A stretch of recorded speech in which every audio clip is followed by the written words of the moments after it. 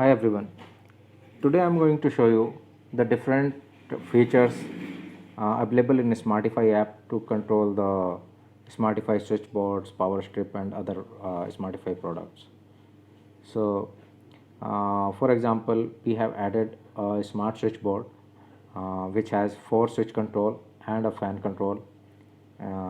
If you want to add more devices, it can be added, like you can add as many devices as you want into the single app. So if you want to add another device, you can just press on the plus sign. It will ask you the serial number and the activation code that is printed on the back of the device as well as on the packaging box.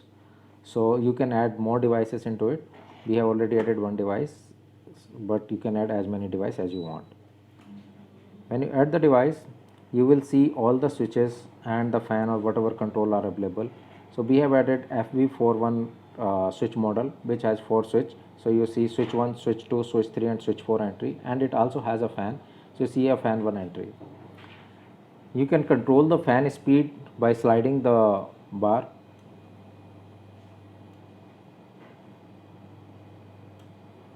So it has 4 speed and you can control the fan speed.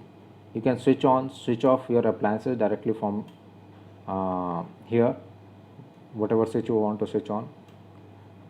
Now individual switch, so there are devices settings, yeah, and there are settings per device and there are settings per switch also. So let's go to the settings which are applicable to device. So you see the 3 dots on the device and the 3 dots on the switch. So this takes you to the settings. So we go to the device setting by clicking on this 3 dots. So it provides you 4 device settings. One is the Wi-Fi configuration that we already covered in another video. The second one is the time zone. For India, the time zone is Asia/Kolkata. If you are living in another country, you can select the time zone according to your country. The delay timer is the timer that helps you to avoid the bad electricity when there is a power cut and power resume. So after every power resume, the delay timer will stop the electricity going for the specified duration here to your appliance. By default, we have set for most of the appliances it's 1 second, but you can increase it. You cannot reduce it for or you cannot set it to 0. But minimum is 1 and maximum is 180 seconds. Manual control allows you to lock your switches so that it cannot be physically controlled. So currently you see a manual control is allowed. Do you want to lock? If you press on the lock, then if you press any switch on the board physically, nothing will happen. So this way you can control that you do not want anybody except you from the app to control your devices physically, then you can lock this control, and whenever you want to unlock, you can unlock it from this settings. Here it shows you the serial number of the device as well as the firmware revision. Now let's go to the individual switches and what settings are available for the switches. So let's go to the switch 1, for example. Here you can see a couple of things. You see a switch name which you can edit by pressing on the switch pencil icon next to it. You see to which this switch belongs to which serial number, and here is an image that you can change by going into here, whatever image available. You can change the appliance image connected to that switch. You can change the status of the switch on off from here also, and there is a refresh button. Suppose somebody has changed the status and you want to check the latest status, when you press on the refresh, it will pull the latest status.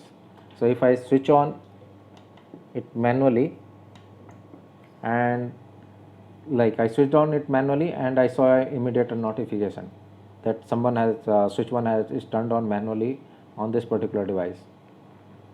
We can refresh the status and we will see that the switch status is changed on. The countdown timer is specifically important for a couple of use cases.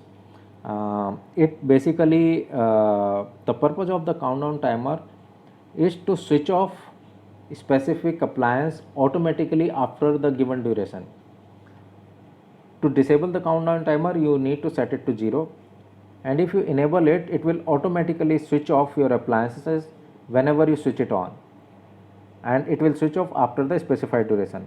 So suppose you start a water motor and you want that your water motor should be switched off after 15 minutes. Maybe your tank takes maximum 15 minutes to fill up. Then you can set it 50 because the settings is in seconds, so you set it to 900 seconds. That means after 15 minutes the switch will automatically off. So whenever now I switch on the appliances, it's automatically switched it off, and whenever I switch it on, after those many minutes it will be switched off. You don't need to remember it. Schedules helps you to switch on, switch off appliances at specified clock time. So if I need to add a schedule, and you can add multiple schedule, if I need to add a schedule, I press on the plus sign. Here it asks you the time. Time is in 24 hours, so you can set it, say example, so say 4:03 p.m. or 5:03 p.m. I set it to 4:16:03. That means 4 p.m. 3 minutes. Done. You want to turn off or turn on at that point of time. So if you want to turn on at that time, you can check it here. The repeat will repeat it every day depending upon which days you select. So by default, like all days are selected. If I do not want it on, say, Tuesday and on Friday, I can disable it. If I do not want it to be repeated at all, in just one time schedule, I just remove this settings. If I want the repeat, I can again click on it. And once you do all the changes, you need to press the save button. Once you press the save button, this setting will be stored in cloud as well as in the device memory. I want another schedule, so at 4:03 p.m. I switch it on, and say on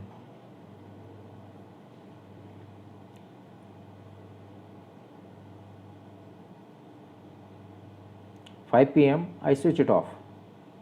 So I select turn off every day and save this as well. Now what will happen, that at 4:03 p.m. it will be switched on, and at 5 p.m. it will be switched off. This is how you can set the schedules. Power up state is useful to determine what will happen if there is a power cut and the power resume.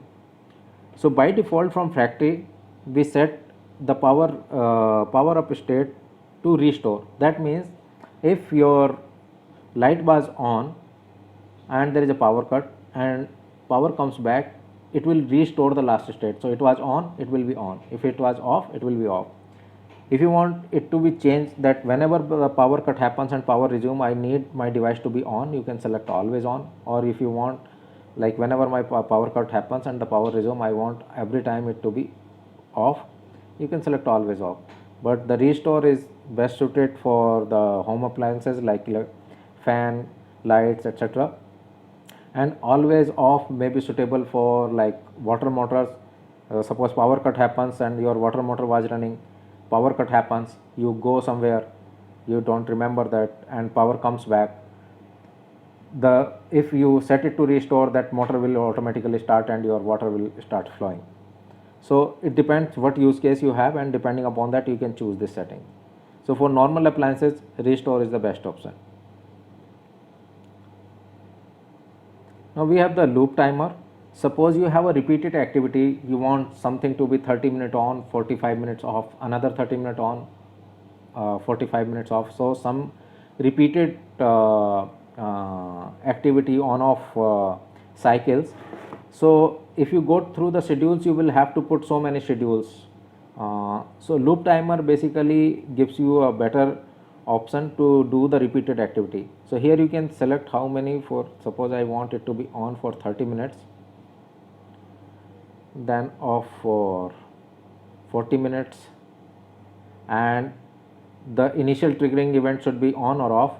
So if it's an on, so first it will on for 30 minutes, then it will be off for 40 minutes.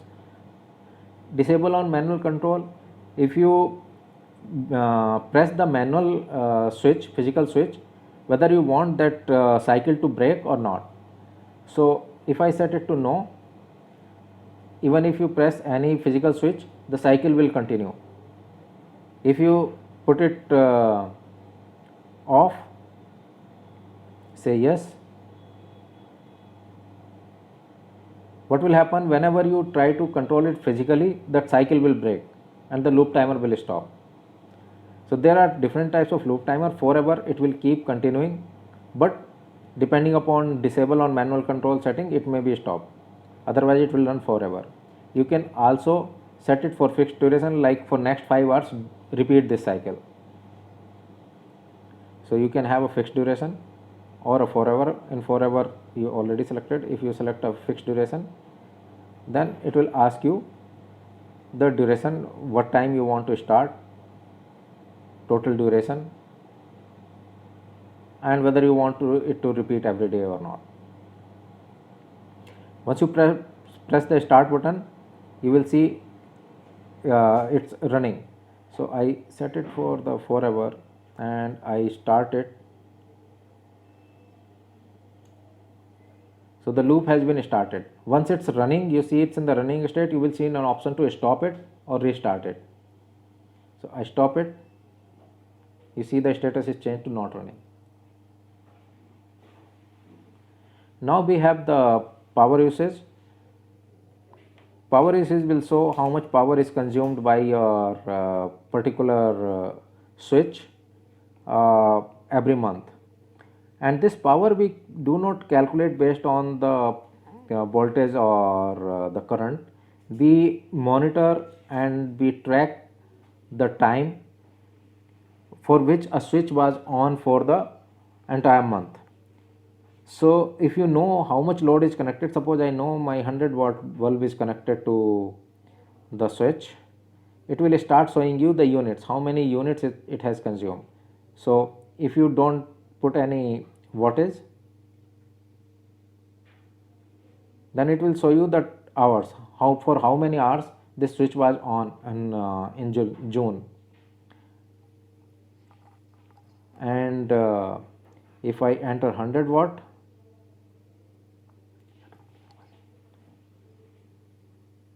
if I enter 100 watt, so it started showing how many units it has consumed. If I enter the price for unit, suppose my unit is 10 rupees, then it will show you how much money you have spent on this appliance. So this is how you can monitor the power usage. The next thing is scenes. So you can create a scene where you want certain switches to be on, certain switches to be off at with a single command. So suppose we have a dinner time where I need to switch off the light and maybe switch off some color light or something. Then I select the scene names first of all, and I say it has a dinner. Then it will ask you to add the switches into this scene. So switches is per device, so first you need to select the device, and this is my device. Here you select which switch you want to control on this scene, and then whether you want to on it or off it at that particular time. So switch 2 on. Okay, so event trigger is switch on, switch 2. Now I want another switch, say switch 4, to be off at that particular time. So event trigger is switch off here.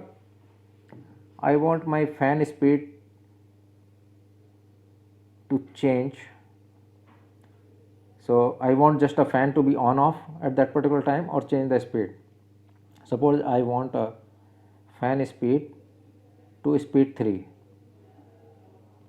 Now if I press the start button, all these action will happen automatically. So switch 2 will be on, switch 4 will be off, fan will be set to speed 3. Here from the start you can trigger this scene and these things will automatically happen. The notification gives you whenever you press something manually or through the schedule, you will get the notification. And there are couple of things to note in the notification. If the app is in foreground, if your app is open, it will be shown here in the app. So suppose I switch off, like I turned off, switch 1 turned off manually at this particular time on this particular device. Instead of serial number, it will show you the actual name if you change the name. So suppose we want to change the device name for better readability, we can go here, we can change it to say my bedroom.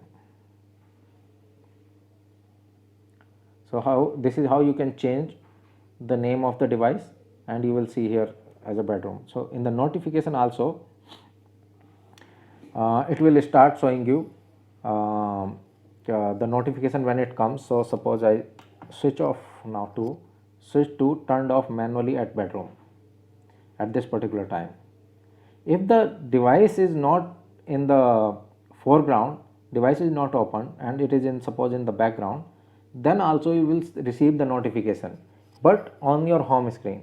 So now I switch on, say switch 3, you see one notification here, and if I see here the switch 3 turned on. So here we receive the notification on the home screen, not in the app. And if you just cancel the notification from home screen, it will never be recorded in app. If you want your notification to be recorded in app, you need to tap it so that it opens in app and the entry happens in the app. If you don't tap it and you just cancel it from the home screen, you will not see the entry here in the notification list. If you need any help, you can go to the help section, and there are a couple of videos that we will keep updating from time to time, and there is a user manual link also which is there on our website. You can go to the user manual and you can find the PDF and you can download it.